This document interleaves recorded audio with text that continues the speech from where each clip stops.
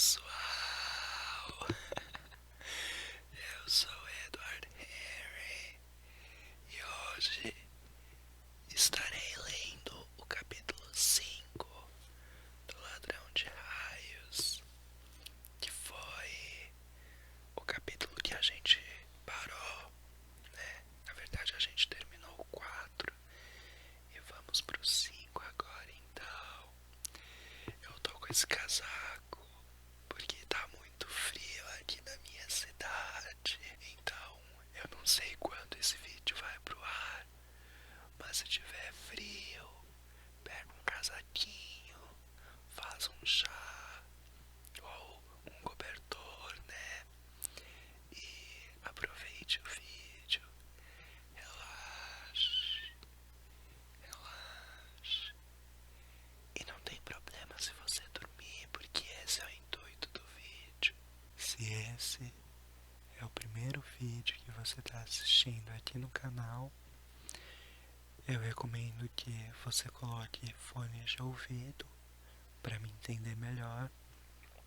E enquanto eu leio, eu vou alternando entre essa voz suave e sussurros, tipo assim. Tá bom, sem mais delongas, vamos ao vídeo. O nome do capítulo então é Eu Jogo Pinnacle. Não sei se é assim que se pronuncia, mas eu jogo Pinnacle com um cavalo. Tive sonhos estranhos, cheios de animais de estábulo. A maioria queria me matar, o restante queria comida. Devo ter acordado várias vezes, mas o que eu vi e vi não fazia sentido, então adormecia de novo. Lembro-me de estar deitado em uma cama macia, sendo alimentado com colheradas de alguma coisa que tinha gosto de pipoca com manteiga, só que era pudim. A menina com o cabelo loiro encaracolado pairava acima de mim com um sorriso afetado, enquanto limpava as gotas de meu queixo com a colher. Quando ela viu meus olhos abertos, perguntou: "O que vai acontecer no solstício de verão?" Eu consegui resmungar: "O quê?" Ela olhou em volta, como se estivesse com medo de que alguém ouvisse. "O que está acontecendo? O que foi roubado? Nós só temos algumas semanas." "Desculpe", murmurei. "Eu não." Alguém bateu à porta, e a menina rapidamente encheu minha boca de pudim. Quando acordei novamente, a menina tinha ido embora. Um sujeito loiro e forte, como um surfista, estava no canto do quarto me vigiando. Tinha olhos azuis, pelo menos uma dúzia deles, nas bochechas, na testa, nas costas das mãos. Quando finalmente voltei a mim de vez, não havia nada de estranho com o lugar ao meu redor, a não ser que era mais agradável do que eu estava acostumado. Estava sentado numa espreguiçadeira em uma enorme varanda, olhando ao longo de uma campina para colinas verdejantes à distância. A brisa tinha cheiro de morangos. Havia uma manta sobre as minhas pernas, um travesseiro atrás do pescoço. Tudo isso era ótimo, mas minha boca me dava a sensação de ter sido usada como um ninho por um escorpião. A língua estava seca e pegajosa, e todos os dentes doíam. Sobre a mesa ao lado havia bebida num copo alto, parecia suco de maçã gelado, com um canudinho verde e um guarda-chuva de papel enfiado em uma cereja. Minha mão estava tão fraca que quase derrubei o copo quando passei os dedos em volta dele. "Cuidado", disse uma voz familiar. Grover estava apoiado no gradil da varanda e parecia não dormir havia uma semana. Embaixo de um braço, segurava uma caixa de sapatos. Estava usando jeans, tênis de cano alto com Converse e uma camiseta laranja claro com os dizeres "Acampamento Meio Sangue". Apenas o velho Grover, não o menino bode. Quem sabe não tive um pesadelo. Talvez minha mãe estivesse bem. Ainda estávamos de férias e tínhamos parado ali naquela grande casa por alguma razão. E você salvou minha vida, disse Grover. Bem, o mínimo que eu podia fazer. Voltei na colina. achei que você poderia querer isso. Reverentemente, ele colocou a caixa de sapatos em meu colo. Dentro havia um chifre de touro branco e preto, a base irregular por ter sido quebrada, a ponta salpicada de sangue seco. Não tinha sido um pesadelo. Um minotauro, disse eu. Ah, Percy, não é uma boa ideia. É assim que o chamam nos mitos gregos, não é? Perguntei. Um minotauro, meio homem, meio touro. Grover mudou de posição, pouco à vontade. Você ficou desacordado por 2 dias. Do que se lembra? Minha mãe, ela está mesmo... Ele abaixou os olhos. Ao longo da campina havia pequenos bosques, um riacho sinuoso, campos de morangos espalhados embaixo do céu azul.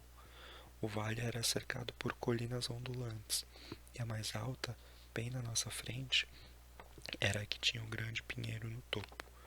Mesmo isso parecia bonito à luz do sol. Minha mãe se fora. O mundo inteiro deveria estar escuro e frio. Nada devia parecer bonito. Desculpe, fungou Grover. Eu sou um fracasso. Eu sou o pior sátiro do mundo.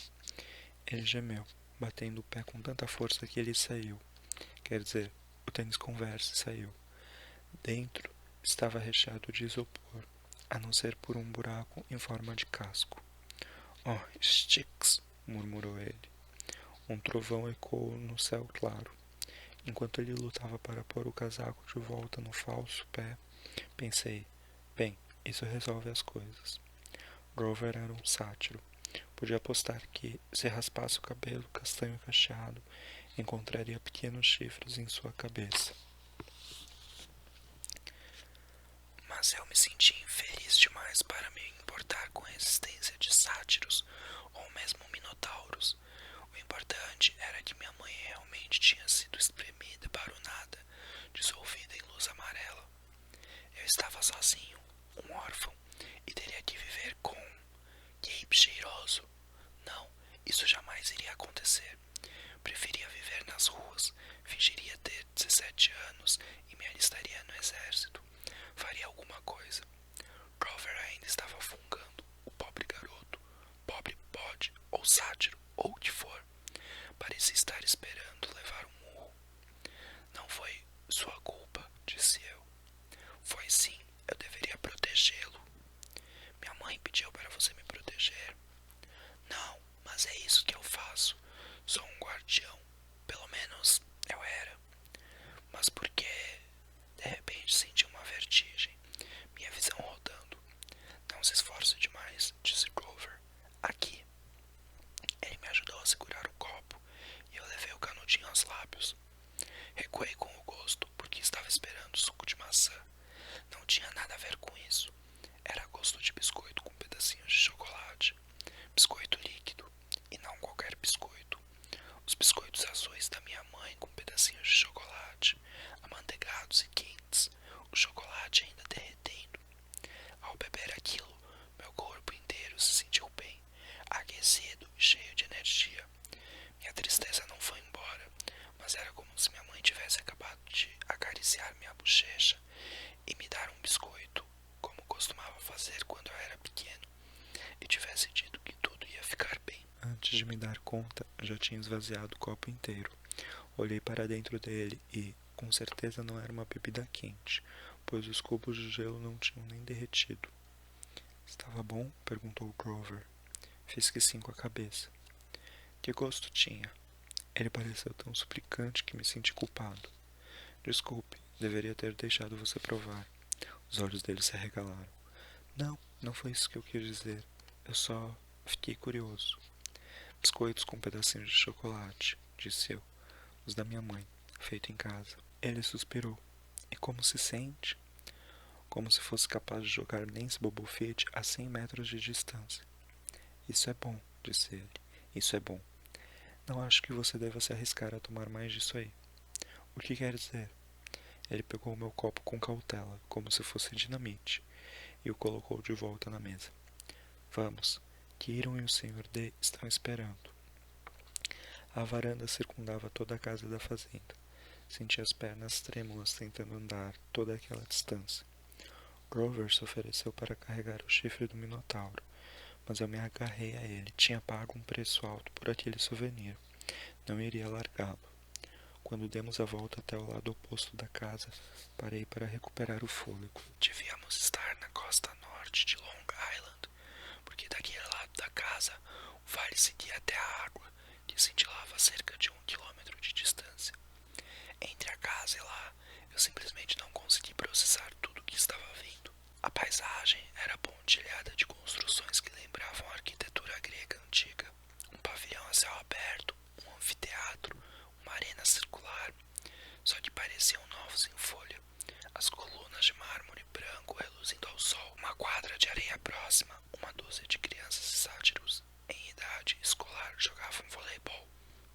Canoas deslizavam por um pequeno lago. Crianças de camiseta laranja claro, como a de Grover, corriam uma atrás das outras em volta de um agrupamento de chalés no meio do bosque. Algumas praticavam arco e flecha em alvos, outras montavam em cavalos em uma trilha arborizada e, a não ser que estivesse tendo alucinações, alguns cavalos tinham asas. Na extremidade da varanda, 2 homens estavam sentados frente a frente em uma mesa de carteado.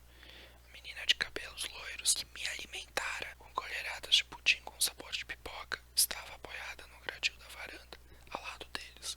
O homem de frente para mim era pequeno, mas gorducho.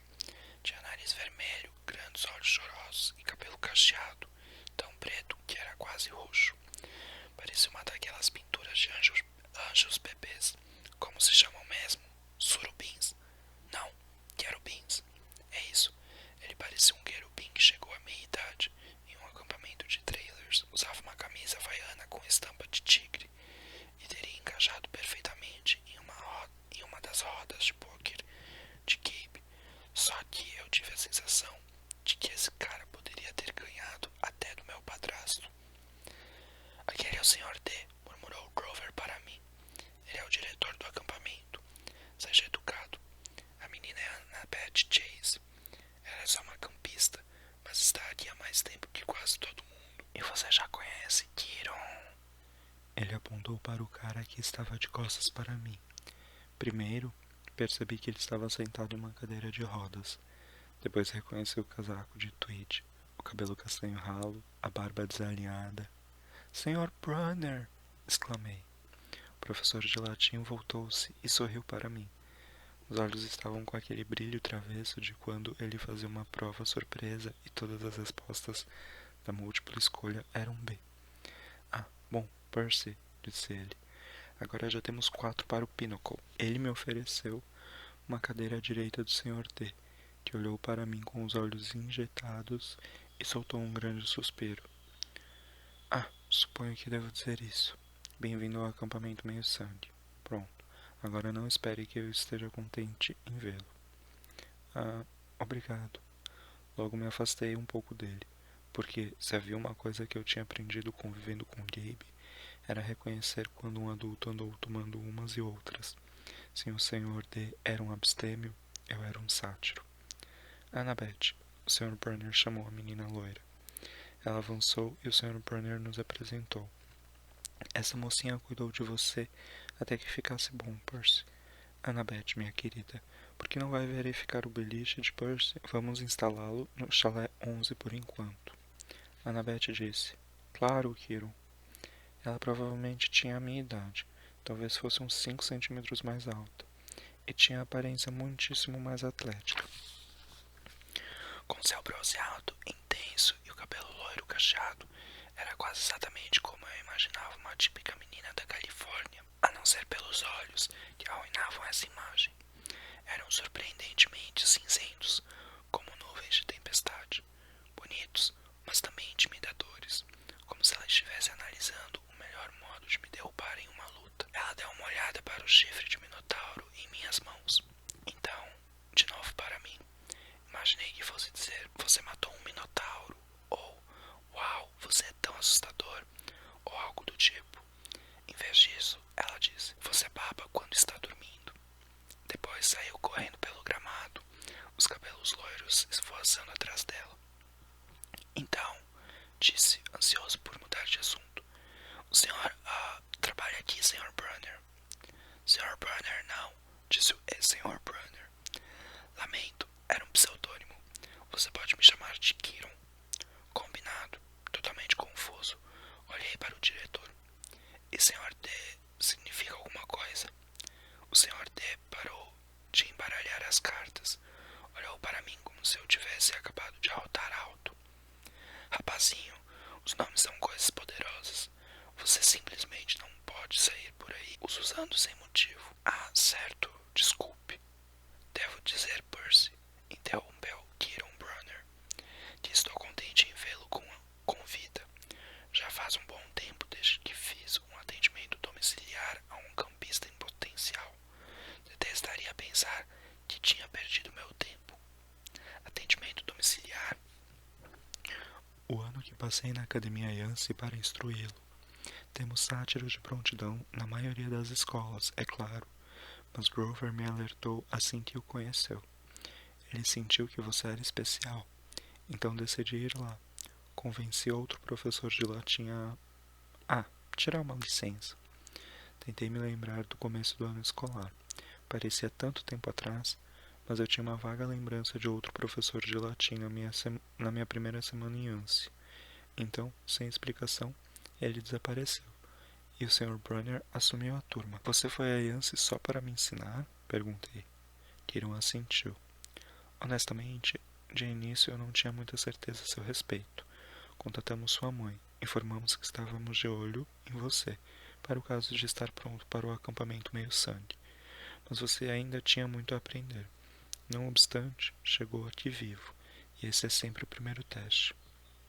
Grover, disse o Sr. D com impaciência, vai jogar ou não? Sim, senhor. Grover tremeu quando se sentou na quarta cadeira, embora eu não soubesse por que ele deveria ter tanto medo de um homenzinho gorducho de camisa havaiana com estampa de tigre. Você sabe jogar Pinochle? Indagou o Sr. D, olhando para mim com desconfiança. Infelizmente não, disse eu. Infelizmente não, senhor, disse ele. Senhor, repeti. Estava gostando cada vez menos do diretor do acampamento. Bem, ele me disse, este é, juntamente com as lutas de gladiadores e o Pac-Man, um dos melhores jogos já inventados pelos seres humanos. Imaginava que todos os jovens civilizados conhecessem as regras. Estou certo de que o menino pode aprender, disse Kiron. Por favor, disse eu. O que é esse lugar? O que estou fazendo aqui? Sr. Brun, Kiron, por que iria à Academia Yancey só para me ensinar? O Sr. D bufou. Fiz a mesma pergunta. O diretor do acampamento deu as cartas. Grover se engolia cada vez que uma caía na sua pilha. Kiron sorriu para mim de um modo compreensivo, como costumava fazer na aula de latim. Como para me dizer que qualquer que fosse minha nota, eu era seu aluno mais importante. Ele esperava que eu tivesse a resposta certa. Percy, disse ele, sua mãe não lhe contou nada. Ela disse, lembrei-me dos seus olhos tristes, olhando para o mar. Ela me contou que tinha medo de me mandar para cá, embora meu pai quisesse que ela fizesse isso. Disse que, uma vez aqui, provavelmente não poderia sair. Queria me manter perto dela. Típico, disse o Sr. D. É assim que eles normalmente são mortos. Rapazinho, você vai fazer um lance ou não vai? O que é? Perguntei. Ele explicou, impacientemente, como se faz um lance em Pinochle, e eu fiz. Lamento, mas há coisas demais para contar, disse Kiron. Receio que nosso filme de orientação não seja suficiente. Filme de orientação? Não, concluiu Kiron. Bem, Percy, você sabe que seu amigo Grover é um sátiro. Você sabe, ele apontou para o chifre na caixa de sapatos, que você matou o Minotauro. E não é um pequeno feito, rapaz. O que você pode não saber é que grandes forças estão em ação na sua vida. Os deuses, as forças que você chama de deuses gregos, estão muito vivos. Olhei para os outros em volta da mesa. Aguardei que alguém gritasse, não. Mas tudo o que ouvi foi o Sr. D gritando, oh, um casamento real, troco, troco. Ele gargalhou enquanto contava os pontos. Senhor D, perguntou Grover timidamente. Se não for comê-la, posso ficar com sua lata de Diet Coke? Hein? Ah, está bem. Grover mordeu um grande pedaço da lata de alumínio vazia e mastigou tristemente. Espere, eu disse a Tyrion. Está me dizendo que existe algo como Deus? Bem, vamos lá, disse Tyrion. Deus, com D maiúsculo, Deus. Isso é outro assunto. Não vamos lidar com o metafísico. Metafísico? Mas você estava falando sobre... Ah, deuses, no plural. Grandes seres que controlam as forças da natureza. E os empreendimentos humanos. Os deuses imortais do Olimpo. Essa é uma questão menor. Menor? Sim, muito. Os deuses que discutimos na aula de latim. Zeus, disse eu. Hera, Apolo. Você quer dizer esses? E, de novo, uma trovoada distante em um dia sem nuvens. Rapazinho, disse o Sr. D. Se eu fosse você, seria menos negligente quanto a ficar soltando esses nomes por aí. Mas são histórias, disse eu. São mitos para explicar os relâmpagos, as estações e tudo mais. Era nisso que as pessoas acreditavam antes de surgir a ciência. Ciência, zombou o Sr. D. E diga-me, Percival Jackson. E eu me encolhi quando ele disse meu nome verdadeiro, que nunca contara a ninguém. O que as pessoas pensarão da sua ciência daqui a milhares de anos? Irão chamá-la de baboseira primitiva. É isso que irão pensar. Ah, eu adoro os mortais. Eles não têm a menor noção de perspectiva. Acham que já chegaram tão longe. E chegaram, Tyrion. Olhe para esse menino e diga-me. Eu não estava gostando muito do Sr. D, mas havia algo no modo como ele me chamou de mortal. Como se ele não fosse, foi o bastante para me dar um nó na garganta, para sugerir, porque Grover estava zelosamente atento às suas cartas, mascando sua lata de refrigerante e mantendo a boca fechada. Percy, disse Tyrion, você pode escolher entre acreditar ou não, mas o fato é que imortal significa imortal. Pode imaginar isso por um momento, não morrer nunca, existir assim como você é, para toda a eternidade. Ele estava prestes a responder, assim sem pensar, que parecia um negócio muito bom, mas o tom de voz de Tyrion me fez hesitar. Você quer dizer, quer as pessoas acreditem em você ou não, disse eu. Exatamente, concordou Tyrion. Se você fosse um deus, gostaria de ser chamado de mito, de uma velha história para explicar os relâmpagos.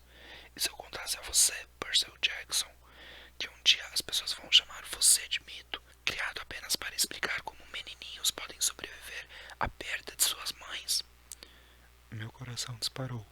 Ele estava tentando me deixar zangado, por alguma razão, mas eu não ia permitir que o fizesse. Eu disse, eu não gostaria disso, mas não acredito em deuses. Oh, é melhor mesmo, murmurou o Sr. D, antes que um deles o incinere.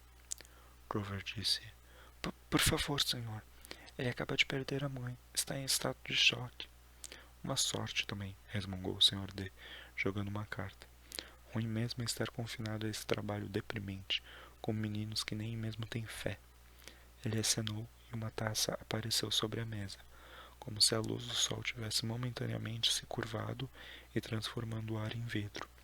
A taça se encheu de vinho tinto. Meu queixo caiu, mas Kiron mal ergueu os olhos. Sr. D, advertiu, as suas restrições. O Sr. D olhou para o vinho e fingiu surpresa. Ora, vejam, ele olhou para o céu e gritou. Velhos hábitos, desculpe. Mais trovões. O Sr. D acenou outra vez, e a taça de vinho se transformou em uma nova lata de Diet Coke. Ele suspirou, infeliz, abriu a lata e voltou ao seu jogo de cartas. Kiron piscou para mim. O Sr. D irritou o pai dele tempos atrás.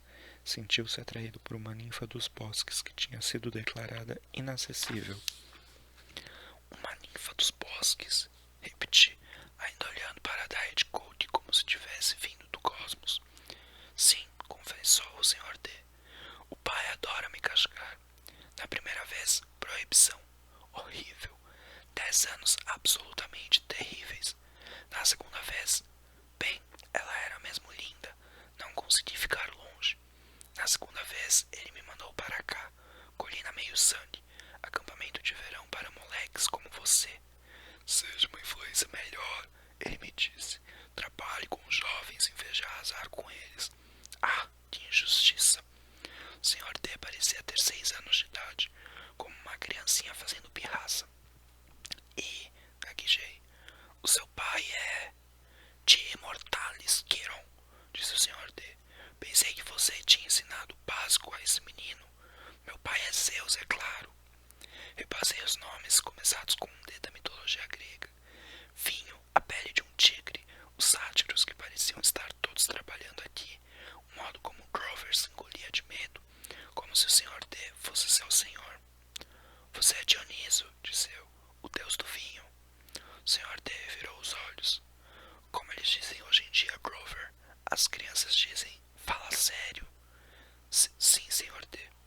Então, fala sério, Percy Jackson. Achou o quê? Que eu fosse Afrodite? Você é um deus? Sim, criança. Um deus? Você? Ele se virou para olhar diretamente para mim e viu uma espécie de fogo arroxeado nos seus olhos. Um indício de que aquele homenzinho reclamão e gorducho só estava me mostrando uma minúscula parte da sua verdadeira natureza.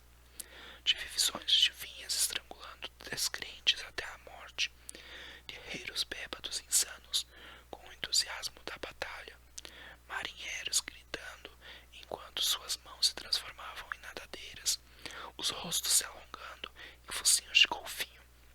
Eu sabia que, se o pressionasse, o Sr. D iria me mostrar coisas piores. Iria plantar uma doença no meu cérebro que me levaria a usar camisa de força pelo resto da vida. Gostaria de me testar, criança, disse em voz baixa. Não, não, senhor. O fogo diminuiu um pouco. Ele voltou ao jogo de cartas. Acho que ganhei. Não exatamente, Sr. D, disse Quiron. Ele baixou uma sequência, contou os pontos e disse: O jogo é meu. Achei que o Sr. D fosse transformar Quiron em pó em sua cadeira de rodas, mas ele apenas suspirou pelo nariz, como se estivesse acostumado a ser batido pelo professor de latim. Pôs-se de pé, e Grover levantou-se também. Estou cansado, disse o Sr. D. Acho que vou tirar uma soneca antes da cantoria essa noite. Mas primeiro, Grover, precisamos conversar de novo sobre seu desempenho para lá de imperfeito nessa missão. O rosto de Grover cobriu-se de gotículas de suor. Sim, senhor. O Sr. D voltou-se para mim. Chalé 11, Percy Jackson, e cuidado com seus modos. Ele se afastou para dentro da casa, com Grover o seguindo arrasado. Grover vai ficar bem? Perguntei a Quiron. Quiron assentiu, embora parecesse um pouco perturbado. O velho Dioniso não está realmente zangado. Ele apenas detesta seu trabalho. Ele foi confinado à terra, pode-se dizer, e não pode aguentar ter de esperar mais um século antes de ser autorizado a voltar ao Olimpo. O Monte Olimpo, disse eu. Você está me dizendo que realmente existe um palácio ali? Bem, agora há um Monte Olimpo na Grécia e há o lar dos deuses, o ponto de convergência dos seus poderes, que de fato costumava ser no Monte Olimpo. Ainda é chamado de Monte Olimpo por respeito às tradições, mas o palácio muda de lugar, Percy, assim como os deuses. Você quer dizer que os deuses gregos estão aqui, tipo nos Estados Unidos? Bem, certamente. Os deuses mudam com o coração do Ocidente. O que é? Vamos, Percy. O que vocês chamam de civilização ocidental, você acha que é apenas um conceito abstrato? Não, é uma força viva, uma consciência coletiva que ardeu brilhantemente por milhares de anos. Os deuses são parte dela. Você pode até dizer que eles são sua fonte, ou, pelo menos, que estão ligados tão intimamente a ela que possivelmente não vão deixar de existir, a não ser que toda a civilização ocidental seja destruída. A chama começou na Grécia. Então, como você bem sabe, ou espero que saiba, já que foi aprovado no meu curso, o coração da chama se mudou para Roma, e assim fizeram os deuses. Com nomes diferentes, talvez. Júpiter em vez de Zeus, Vênus em vez de Afrodite, e assim por diante, mas as mesmas forças, os mesmos deuses. E então eles morreram. Morreram? Não. O Ocidente morreu. Os deuses simplesmente se mudaram para a Alemanha, para a França, para a Espanha por algum tempo. Aonde quer que a chama brilhasse mais, lá estavam os deuses. Eles passaram vários séculos na Inglaterra. Tudo o que você precisa é olhar para a arquitetura. As pessoas não esquecem os deuses. Em todos os lugares onde reinaram nos últimos 3.000 anos, você pode vê-los em pinturas, em estátuas, nos prédios mais importantes. E sim, Percy, é claro que agora eles estão nos seus Estados Unidos. Olhe para o símbolo do país, a águia de Zeus. Olhe para a estátua de Prometeu no Rockefeller Center, para as fachadas dos edifícios governamentais em Washington. Eu o desafio a encontrar qualquer cidade americana onde os olimpianos não estejam proeminentemente expostos em vários locais. Goste ou não, e acredite, uma porção de gente não gostava muito de Roma também. Os Estados Unidos são agora o coração da chama, são a grande potência do Ocidente. E, portanto, o Olimpo é aqui, e nós estamos aqui. Aquilo foi demais para mim, especialmente o fato de que eu parecia estar incluído no nós de Kiron, como se fizesse parte do mesmo clube. Quem é você, Kiron? Quem sou eu? Kiron sorriu. Ele mudou de posição, como se fosse levantar da cadeira de rodas. Mas eu sabia que era impossível. Ele era paralítico da cintura para baixo. Quem é você? Ele ficou pensativo. Bem, essa é a pergunta que todos queremos ver respondida, não é? Mas, por enquanto, temos de lhe arranjar um beliche no Chalé 11. Ali haverá novos amigos para conhecer, e tempo à vontade para as aulas de amanhã. Além disso, haverá guloseimas em volta da fogueira esta noite. Eu simplesmente adoro chocolate. E então ele se levantou da cadeira de rodas, mas havia algo de estranho no modo como fez isso. A manta caiu de cima das pernas, mas elas não se moveram. A cintura foi ficando mais longa, erguendo-se acima do cinto. De início, pensei que estivesse usando roupas de baixo muito compridas de veludo branco, mas à medida que ele foi se erguendo da cadeira, mais alto que qualquer homem, percebi que a roupa de baixo de veludo não era roupa de baixo, era a parte da frente de um animal, músculos e tendões sob um pelo branco e áspero. E a cadeira de rodas não era uma cadeira, era algum tipo de recipiente, uma enorme caixa sobre rodas, e devia ser mágica, porque não havia como ela contê-lo inteiro.